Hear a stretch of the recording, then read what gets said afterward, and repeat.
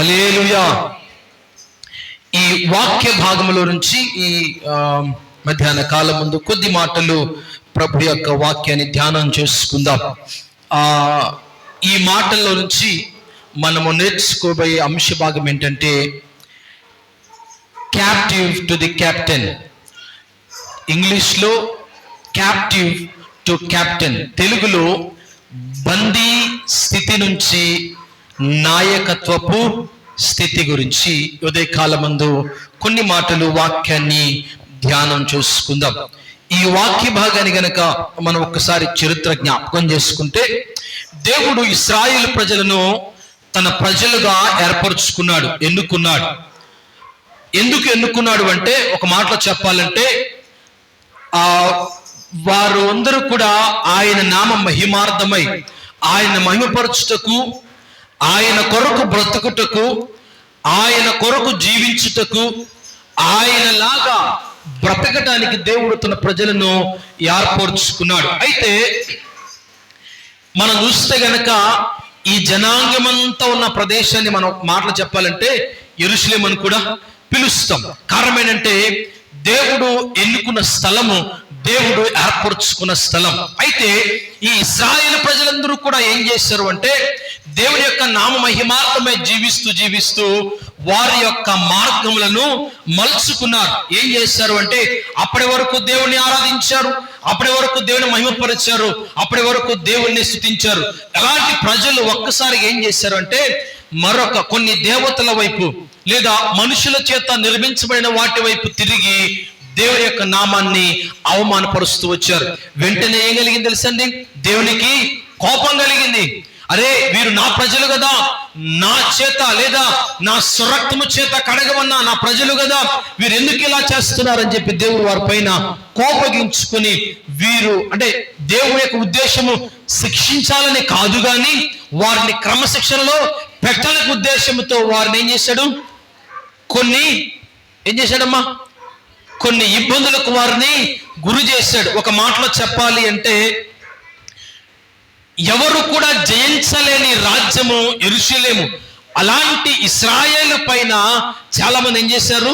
యుద్ధానికి వచ్చి వారిని జయించడం ప్రారంభించారు. అయితే ఇక్కడ చూస్తే గనుక ఇలా జరుగుతున్న క్రమంలో ఇశ్రాయేలు జనాంగము రెండుగా విడిపోయింది. ఒకటి ఇశ్రాయేలుగాను, మరొకటి యూదాగాను విడిపోయింది. అయితే ఇలా ఉన్న ఈ రెండు రాజ్యాలు ఏం చేశారు అంటే, ఎప్పుడైతే దేవుడు శత్రువుల చేతికి వీరిని అప్పగించాడో, మొట్టమొదటిగా ఆ అషీరీయులు వీరేం చేశారంటే ఇశ్రాయేలు మీద దండెత్తారు.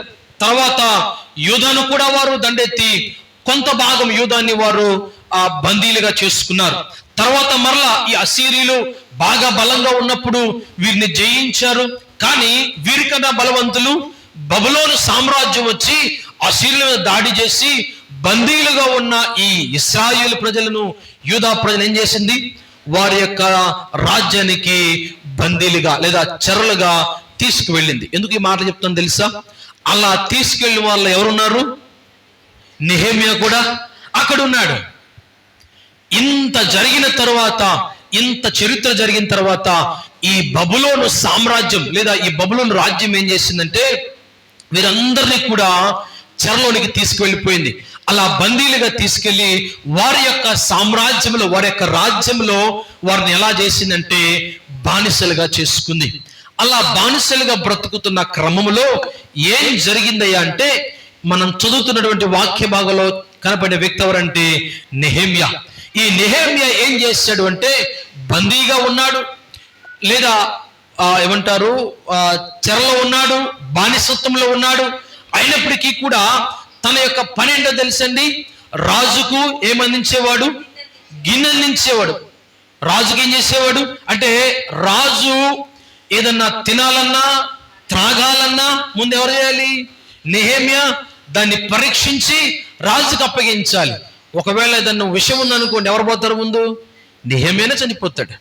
అందుకనే కదా రాజులు ఏమంటారు కప్ బేరర్స్, అంటే గిన్నె అందించే వారిని పెట్టుకుంటారు. ఎందుకంటే ఎవరన్నా శత్రువులు యుద్ధానికి వచ్చినప్పుడు సైన్యం ఉంటుంది, కానీ ఏదన్నా చేసి ఏదన్నా తిని పదార్థాల ద్వారా రాజును సంహరించాలి అంటే ఏం చేయాలా?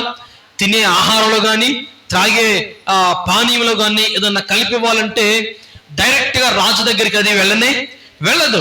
అది వెళ్ళాలి అంటే ఎవరి దగ్గర వెళ్ళాలి? గిన్నె నుంచి, వారి చేతిలో నుంచి వెళ్ళాలి. వీరు కూడా ఏం చేయాలి తెలుసా? రాజు ఎదుట దాన్ని పరీక్షించి ఇది బాగుందంటేనే రాజుకు అందించాలి.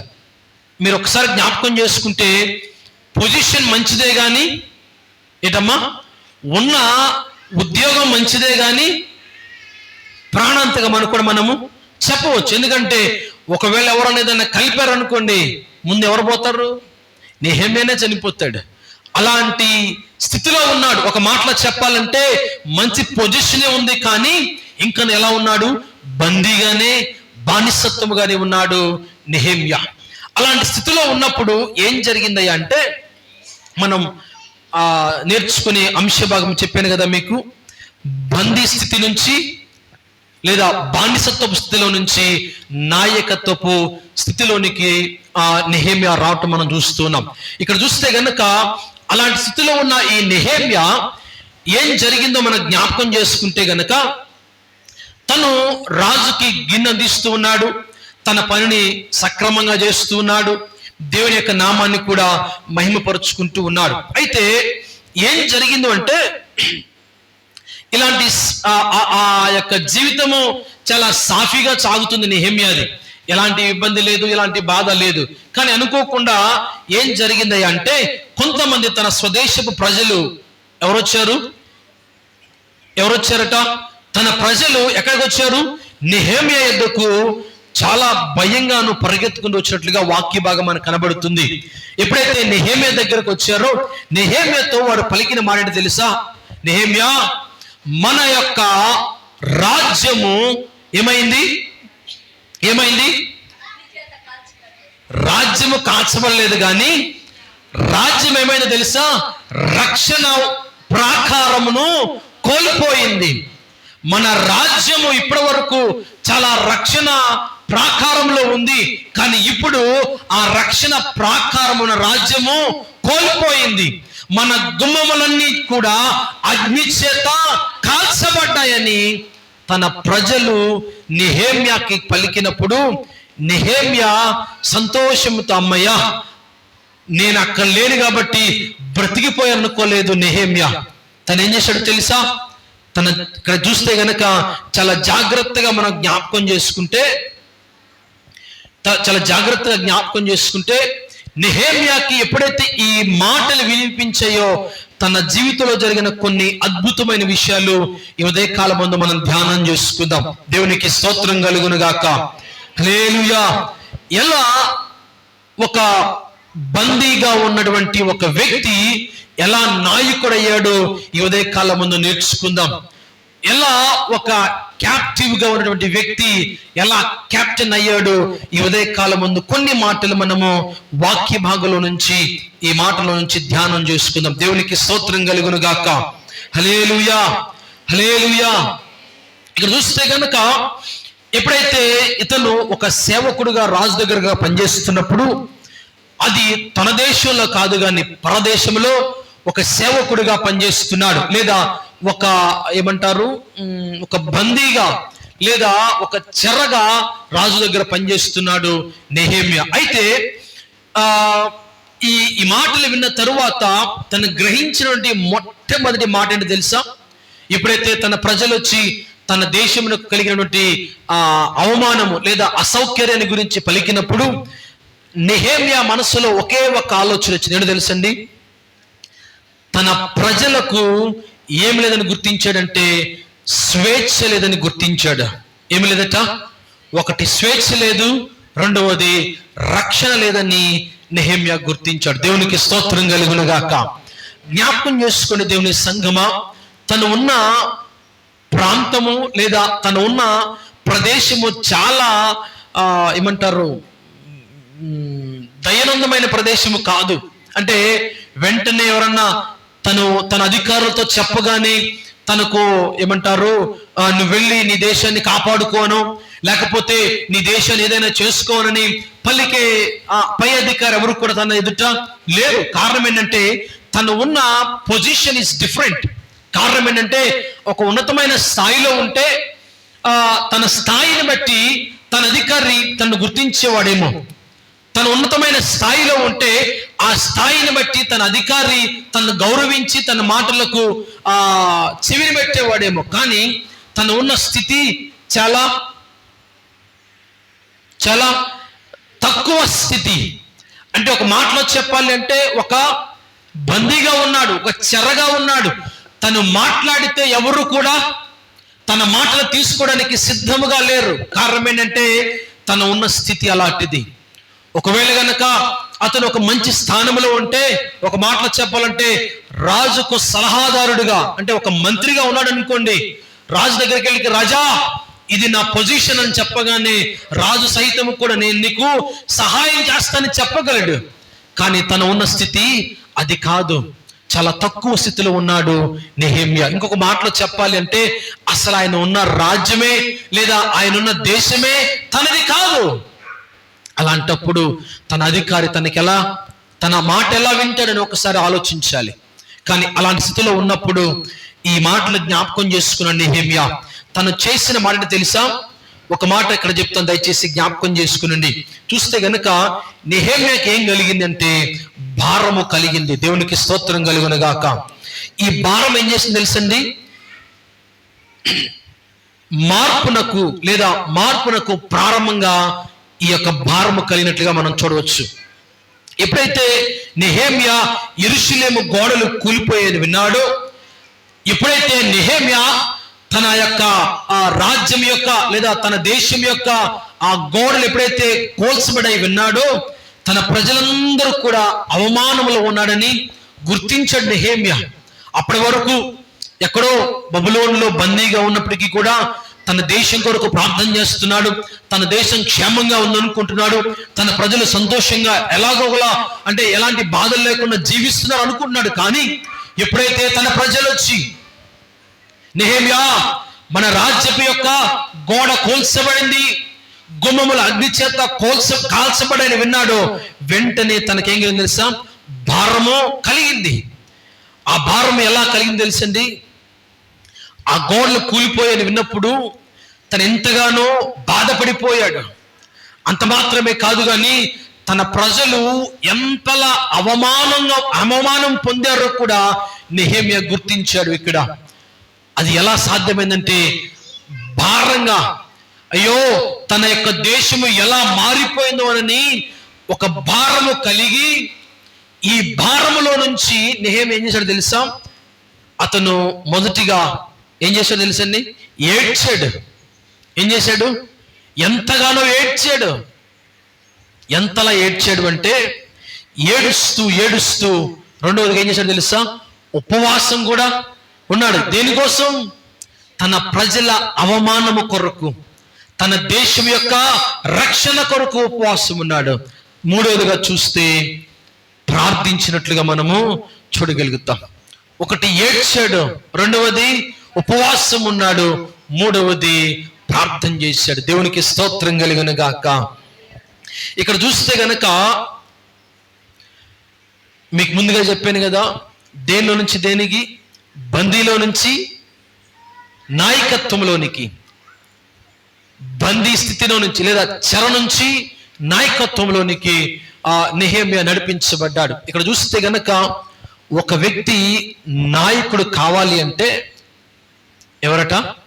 ఒక వ్యక్తి ఏం కావాలనుకుంటే నాయకుడు కావాలి అంటే తనకి ఏం కావాలో తెలుసండి? అతను ఒక ప్రార్థనా వ్యక్తిగా ఉండాలి. దేవునికి స్తోత్రం కలుగును గాక. ప్రార్థించే వ్యక్తిగా ఉండాలి, ప్రార్థన భారము కలిగిన వాడిగా ఉండాలి. అలా ఉన్నప్పుడు ఆ వ్యక్తి నాయకుడయ్యే అవకాశము ఉంది. అయితే పరిశుద్ధ లేఖన భాగంలో చదవవసరం లేదు కానీ అపోస్తలుడైన పౌలు గారు తిమోతికి పత్రికలో రాస్తూ ఒక అధ్యాయం అంతా కూడా రాశాడు. దేని గురించి? నాయకత్వపు లక్షణాల గురించి. అయితే వీటన్నిటికంటే ప్రాముఖ్యమైనది ఏంటంటే ఒక వ్యక్తి నాయకుడిగా ఉండాలంటే ప్రార్థనా జీవితము కలిగి ఉండాలి. దేవునికి స్తోత్రం కలుగును గాక. హల్లెలూయా. ఈ వ్యక్తి ఎవరైతే ప్రార్థనా జీవితం కలిగి ఉండే వ్యక్తి ఉన్నారో చూసారా, ఆ వ్యక్తి హృదయానికి ఏం కలగాలో తెలుసండి? తన ప్రజలు అనుభవిస్తున్న బాధ తనలో కలగాలి కదండి. ఎందుకంటే చాలా మంది ప్రార్థన చేస్తారు, మనము చేస్తాం, చాలా మంది ప్రార్థన చేస్తారు. కానీ ఇప్పుడు చూస్తే గనక ఎవరైతే శ్రమలు అనుభవిస్తున్నారో, ఎవరైతే బాధలు అనుభవిస్తున్నారో వారి యొక్క బాధ ఎక్కడ తగలాలి? మనకి మన హృదయానికి తాగితే గాని ఆ బాధ ఏంటో మనకు కూడా తెలుస్తుంది. అంతేగాని వాళ్ళు బాధపడుతున్నారు ప్రార్థన చేయమంటే ఏదో మనం కూడా మామూలుగానే చేస్తాం. జస్ట్ ఒక మాటలో చెప్పాలి అంటే, పొరుగింటి వాడు చనిపోయినప్పుడు వాళ్ళ కుటుంబం కోసం మనం ఏం చేస్తాం? ప్రార్థన చేస్తాం. కానీ మన ఇంట్లోనే వ్యక్తి చనిపోతే, మన ఇంట్లోనే ఒక వ్యక్తి మరణించాడు అనుకోండి, ఆ బాధ ఈ బాధ ఒకేలా ఉంటుందా? ఉండదు. ఎందుకంటే మన ఇంట్లో కలిగిన బాధ ఎక్కడ కలుగుతుంది? మన హృదయంలో కలుగుతుంది. అలాంటిదే నెహెమ్యాకి ఎక్కడ? తన సొంత దేశం ఎక్కడో ఉంది, అక్కడ బాధ కలిగితే అది ఎక్కడ కనపడింది? తన హృదయంలో కనపడింది. అందుకని ఆ బాధను బట్టి నెహెమ్యా వారి కొరకు ప్రార్థించాడు. దేవునికి స్తోత్రం కలుగును గాక. ఎంత గొప్ప ఆశ్చర్యం చూడండి ఒకసారి. ఒకవేళ నెహెమ్యా అలా అనుకోకపోతే, ఏదో నార్మల్గా ప్రభువా నీ ప్రజలు ఒక్కసారి జ్ఞాపకం చేసుకోవయ్యా, వాళ్ళు బాధల్లో ఉన్నారంట, వారు ఇబ్బందుల్లో ఉన్నారంట, ఒకసారి వారి వైపు నీ కనుదృష్టి ఉంచవయ్యా అని నామకార్థం ప్రార్థన చేసేసి ఏం చేసేవాడు? మరలా తన పని చేసుకోవచ్చు. కానీ ఇక్కడ చూస్తే గనక ఆ ప్రజలు ఏదైతే బాధ అనుభవించారో అదే బాధను చూడలేదు నెహెమ్యా కదండి. ప్రాంతాన్ని చూడలా, ప్రజల యొక్క బాధను చూడలా, కానీ జస్ట్ విన్నాడంతే. ఆ విన్న వెంటనే ఆ బాధను తనలోనికి తీసుకున్నాడు. ఎంత ఆశ్చర్యం చూడండి ఒకసారి. ఎక్కడో ఉన్నాడు నెహెమ్యా, అయినప్పటికీ కూడా తన ప్రజల క్షేమము కొరకు వారి బాధను తన బాధగా గ్రహించాడు నెహెమ్యా. దేవునికి స్తోత్రం కలుగును గాక. ఒక మాట మీకు చెప్పమంటారా?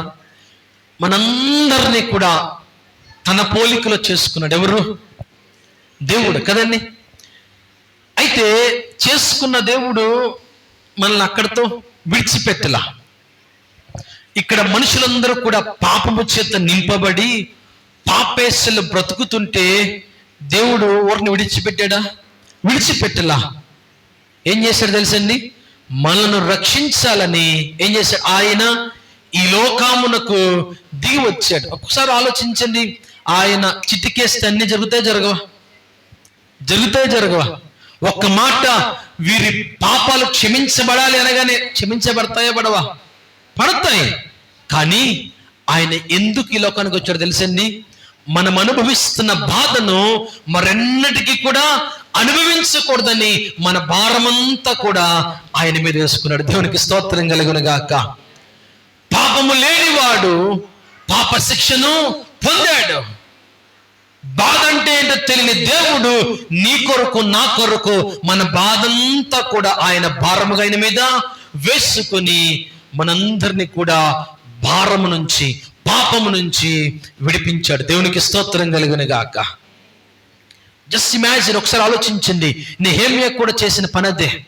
తన ప్రజలు బాధపడుతున్నప్పుడు ఆ బాధను తన బాధగా భావించాడు. అంతేగాని వాళ్ళు ఎవరోలే, నా తాత ముత్తాతలు పర్లేదులే, నా అన్నవారు ఎవరు కూడా అక్కడ లేరులే, అందరూ కూడా ఇక్కడే బందీయులుగా ఉన్నాం, మేము ఇక్కడ క్షేమంగా ఉన్నాం అనుకోలే నెహెమ్యా.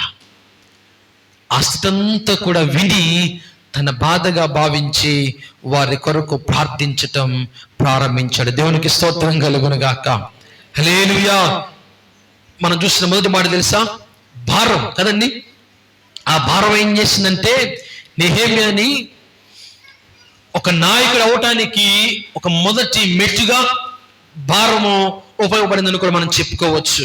ఇక్కడ చూస్తే రెండవదిగా మనం జ్ఞాపకం చేసుకుంటే,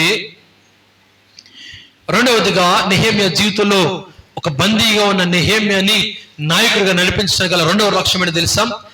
ప్రార్థన. ఏంటండి ఇది? ప్రార్థన. మనం ఇప్పుడే చూసాం కదా, ఈ వ్యక్తి నెహెమ్యా ప్రార్థన చేశాడు. ఎంతలా ప్రార్థన చేశాడు అంటే ఏడ్చి ఉపవాసం ఉండి ప్రార్థన చేశాడు. ప్రార్థన చేసి ఆ ప్రార్థన ఏం పొందింది అంటే కృప పొందింది. దేవునికి స్తోత్రం కలుగునగాక. ఆయన ప్రార్థించాడు. నెహెమ్యా ఎంతగానో ప్రాధేయపడ్డాడు తన ప్రజల కొరకు. ప్రార్థించిన తరువాత అక్కడితో ఆగిపోలా. ఏం చేశాడు తెలుసా? ధైర్యంగా ఒక అడుగు ముందుకేశాడు. దేవునికి స్తోత్రం కలుగునగాక. ఎలా అడుగు ముందుకేశాడు తెలుసా? రాజుతో కూడా మాట్లాడే అవకాశం లేదు నెహెమ్యాకి, కానీ ఉపవాసం ఉండి ప్రార్థించి ఏడ్చి తన ప్రజల కొరకు ప్రార్థించిన తర్వాత కృప పొందుకొని ఒక అడుగు ముందుకు వేశాడు. ఎక్కడికి వెళ్ళాడు తెలుసా? రాజు ఎదుట నిలబడ్డాడు. అసలు రాజు ఎదుట నిలబడే అవకాశము నెహెమ్యాకి ఎప్పుడు వస్తుంది తెలుసా? రాజు ఆకలిగా ఉన్నప్పుడు మాత్రమే నెహెమ్యాకి అవకాశం, అంతే తప్ప మిగతా టైంలో రాజు దగ్గరికి వెళ్ళి నిలబడి తన మందమైన మొహం చూపించే అవకాశం నెహెమ్యాకి లేదు.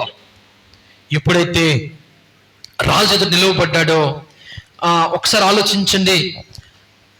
వెంటనే రాజుతో మాట్లాడటం ప్రారంభించాడు.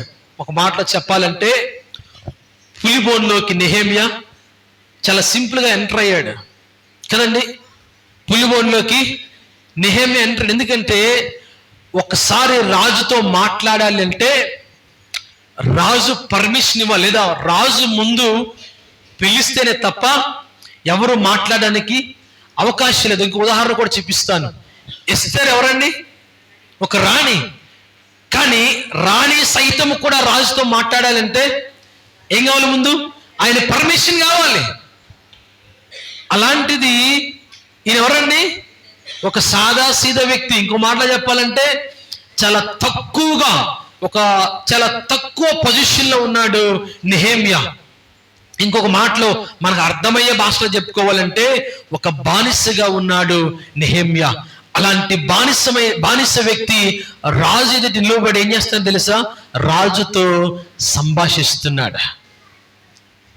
ఇది మంచి విషయమా లేదా ప్రమాదకరమైన విషయమా? ఒక మాటలో చెప్పాలంటే ప్రమాదకరమైన విషయమే. కారణం ఏంటంటే నెహెమ్యాకి రాజుతో మాట్లాడే అవకాశం లేదు. రాజుతో మాట్లాడే అసలు ఆలోచన నెహెమ్యాకి రాకూడదు. కారణం ఏంటో తెలుసా? ఆయన ఉద్యోగం ఏంటంటే రాజు అయినప్పుడు మాత్రమే గిన్నె ఇవ్వాలి. రాజు గిన్నె తీసుకురామంటే పరుగులు పెడుతూ నెహెమ్యా రాజు చేతికి అందించాలి. లేదా రాజు నాకు ఆకలేస్తుందంటే ఏది కావాలో తీసుకొచ్చి రాజు చేతికి అప్పగించాలి. అంతే తప్ప రాజుతో రాజా ఈ వంటకాలు చాలా బాగున్నాయి, ఈ పానీయం చాలా బాగుంది, తాగమని మాట్లాడే అవకాశం కూడా నెహెమ్యాకి లేదు. అలాంటి స్థితిలో ఉన్న నెహెమ్యా ఒక్కసారి ఆలోచించండి. రాజు ఎదుట డైరెక్ట్గా నిలబడి రాజుతో మాట్లాడుతుంటే ఏమనుకుంటారండి? రాజు కోపం వస్తుందా? రాదా? రాజుకి కోపం వస్తుంది. కారణం ఏంటంటే ఇతను ఎవరు? గిన్నె అందించేవాడు. ఎందుకు నాతో మాట్లాడుతాను? ఒక మాట చెబితే రాజు దగ్గర ఎప్పుడు ఎవరు ఉంటాడు? సైన్యాధికారి ఉంటాడు కదండి. ఈడ్చికి లెక్క పడేయాలి, చెరసాల్లో పడేయాలి. కానీ రాజు ఎదుట నిలబడి మాట్లాడుతుంటే ప్రమాదపు అంచుల ఎదుట నిలబడిన నెహెమ్యా రాజుతో మాట్లాడుతుంటే ఏం జరిగింది తెలుసండి? ఒక ఆశ్చర్యమైన సంఘటన జరిగింది. ఏంటి ఆ సంఘటన అంటే రాజు యొక్క అనుగ్రహాన్ని పొందుకున్నాడు. దేవునికి స్తోత్రం కలుగునుగాక. గమనించాలి దేవుని సంగమా, రాజుతో మాట్లాడే అవకాశం లేదు. కానీ ఎలా మాట్లాడగలిగాడు తెలుసా? ఏం చేస్తే జరిగిందంటే ప్రార్థన చేస్తే జరిగింది. దేవునికి స్తోత్రం కలుగునుగాక. రాజుతో మాట్లాడాలంటే సైన్యాధికారు కానివ్వండి, సలహాదారుడు కానివ్వండి, మరే ఇతర వ్యక్తుల దగ్గర పర్మిషన్ తీసుకొని రాజు ఓకే అంటే అప్పుడు రావాలి. కానీ ఇవేవి కూడా లేకుండా నేరుగా రాజు దగ్గర నిలబడి రాజుతో మాట్లాడటం ప్రారంభించాడు నెహెమ్యా. ఎంత ఆశ్చర్యం అండి! అలా మాట్లాడుతున్నప్పుడు రాజు అనుకుండొచ్చు, ఎందుకు వచ్చినా ఎదుటిగా నిలబడిని ఒక్కసారి కేకేస్తే చాలు, రెండో మాట రాకముందే చెరసాల్లో ఉంటాడు నెహెమ్యా. కానీ రాజు అలా అనలేదు, కానీ తన మాటలు విన్నాడు. దేవునికి స్తోత్రం కలుగును గాక. హల్లెలూయా. ఎంతలా విన్నాడు అంటే నెహెమ్యా తన బాధంతా కూడా రాజు ఎదుట చెప్పుకున్నాడు. ఒకసారి ఆలోచించండి, చూసిన వ్యక్తి కాదు, జస్ట్ ఏదో నోటి మాటగా విన్నాడు. విన్న వ్యక్తి అక్కడ జరిగిన బాధంతా కూడా తన మనసులో పెట్టుకుని ఆ బాధంతా కూడా రాజు ఎదుట చెప్పుకున్నాడు. దేవునికి స్తోత్రం కలుగును గాక. ఎప్పుడైతే చెప్పుకున్నాడో తన బాధను ఎవరు గ్రహించారు? రాజు సహితము కూడా గ్రహించాడు. దేవునికి స్తోత్రం కలుగును గాక. ఎలా గ్రహించారు తెలుసండి? మొట్టమొదటిగా తన ప్రాంతానికి వెళ్ళడానికి రాజు ఏమిచ్చాడు? పర్మిషన్ ఇచ్చాడు. ఇవ్వటం మాత్రమే కాదు గాని అవసరమైన వనరులన్నీ కూడా సమకూర్చాడు. దేవునికి స్తోత్రం కలుగును గాక. ఆలోచించండి దేవుని సంఘమా, మనం కూడా చాలా సార్లు ఏదో చేద్దాం అనుకుంటాం, ఏదో చేసేయాలనుకుంటాం, కానీ ఎంత ప్రయత్నించినా కానీ ఫలితం మాత్రం శూన్యమే మిగులుతుంది మనకి. ఎంత ప్రయత్నం చేసినా, ఏ చేద్దాం అనుకున్నా, ఎంతలా కష్టపడి రాత్రి మగవాళ్ళు దానికోసం ఎంతగా శ్రమించినా దాన్ని మాత్రం మనం పొందుకోలేకపోతుంటాం.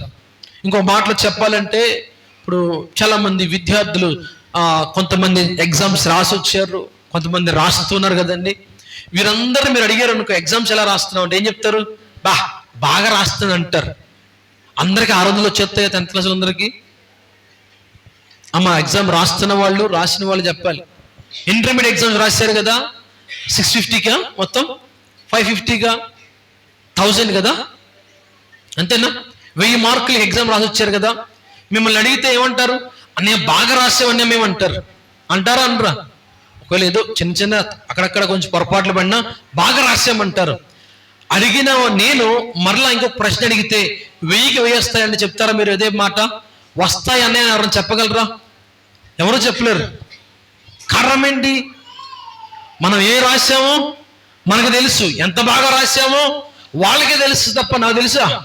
తెలిసే అవకాశం లేదు. జ్ఞాపకం చేసుకోండి దేవుని సంగమా. ఇక్కడ రాజు కూడా సేమ్ పొజిషన్లో ఉన్నాడు. ఆయన ఎక్కడో ఒక మంచి స్థానంలో ఉన్నాడు. నెహెమ్యా వెళ్ళి చెప్పినప్పుడు రాజు ఏం చేయాలా? అవునా సరే వెళ్ళు అని ఒక మాటతో వదిలేసేయాలి. కానీ అలా వదలలేదండి. రాజు ఏం చేశాడు తెలుసా? తన బాధంతా కూడా తన మీద వేసుకున్నాడు రాజు. అసలు రాజుకి ఏముండకూడదు, బాధలు ఉండకూడదు, కష్టాలు ఉండకూడదు. కానీ అలాంటిది నెహెమ్యా వచ్చి చెప్పినప్పుడు ఆ బాధంతా కూడా తన మీద వేసుకున్నాడు. వేసుకొని నెహెమ్యాతో చెప్పాడు కదా, నెహెమ్యా నీ ప్రాంతానికి వెళ్ళు, నీ ప్రజల క్షేమము కొరకు వెళ్ళు అని చెప్పాడు. దేవునికి స్తోత్రం కలుగును గాక. అక్కడతో మాత్రమే రాజు ఆగలేదు కానీ నెహెమ్యా వెళ్తుంటే నెహెమ్యాతో అన్నాడు, నెహెమ్యా నువ్వు ఒక్కడ వెళ్తే సరిపోదయా, ఏం కావాలి? నీకు కావలసిన వనరులు కావాలి, రక్షణ కావాలి, అన్ని తీసుకుని వెళ్ళమన్నాడు. సైన్యాన్ని కూడా తనతో పాటు పంపించాడు. దేవునికి స్తోత్రం కలుగును గాక. ఎలా సాధ్యమైందండి? ఎలా సాధ్యమైందండి? ఒక బానిసగా ఉన్న వ్యక్తికి రాజు సైన్యాన్ని ఎక్కడ పంపించాడు? తన దేశానికి పంపించాడు. ఎంత ఆశ్చర్యం అండి! అసలు ఇది వర్ణింపగలదా అంటే అసలు మన ఊహ కూడా అందని కార్యం ఇది. ఒక బానిస వచ్చి తన బాధ చెప్పుకుంటే పో అని చెప్పొచ్చు, వెళ్ళి చేసుకో అని చెప్పొచ్చు, ఏదో ఒక నీ బాధ నువ్వు పడయ్య నెహెమ్యా అని చెప్పొచ్చు రాజు. కానీ అలా చెప్పలేదు. కానీ రాజు తన బాధను గ్రహించి ఆ బాధను తన మీద వేసుకుని, నెహెమ్యా నీవు మాత్రం వెళ్ళటం కాదు కానీ ఇదిగో కావలసిన వరలన్నీ కూడా తీసుకుని వెళ్ళి. ఎందుకంటే అక్కడ ఎలా ఉంటుందో నెహెమ్యా తెలియదు, కానీ రాజు అంతా కూడా అక్కడే చూసాడంతా కూడా. ఎందుకంటే అసలు అక్కడ ఏమి లేదండి, ముందు రక్షణ లేదు, రక్షణ లేదు, తన ప్రజలకు ఏమి లేదు, రక్షణ లేదు. కాబట్టి నెహెమ్యా వెళ్ళాడంటే నెహెమ్యా కూడా ఇబ్బంది పడతాన్ని గ్రహించాడు రాజు. అందుకని తన సైన్యానికి తనతో పాటు పంపించాడు. అక్కడికి వెళ్తే తినటానికి ఉంటుందో ఉండదో, ఎలా ఉంటాడని గ్రహించిన రాజు కావలసినంత కూడా తనతో పాటు పంపించాడు. దేవునికి స్తోత్రం కలుగును గాక. తను రాజు ఎదుట ఎలా అయితే ఉన్నాడో అలాంటి స్థితి కలిగి తన దేశానికి వెళ్ళాడు. దేవునికి స్తోత్రం కలుగును గాక. రాజు ఎదురున్నప్పుడు ఏ బాధ లేదు నెహెమ్యా కదండి. అంటే తన సొంత బాధ అంటూ ఏమీ కూడా లేదు. ఎందుకంటే తినడానికి తిండి ఉంది, త్రాగడానికి అన్నీ ఉన్నాయి, ఉండడానికి మంచి రాజసింహాసనం రాజస్థానం ఉంది. అలాంటి రాజు అలాంటి వ్యక్తి తనంతా కూడా స్థితి అంతా కూడా విడిచిపెట్టేసి ఎక్కడికి వెళుతున్నాడు? రక్షణ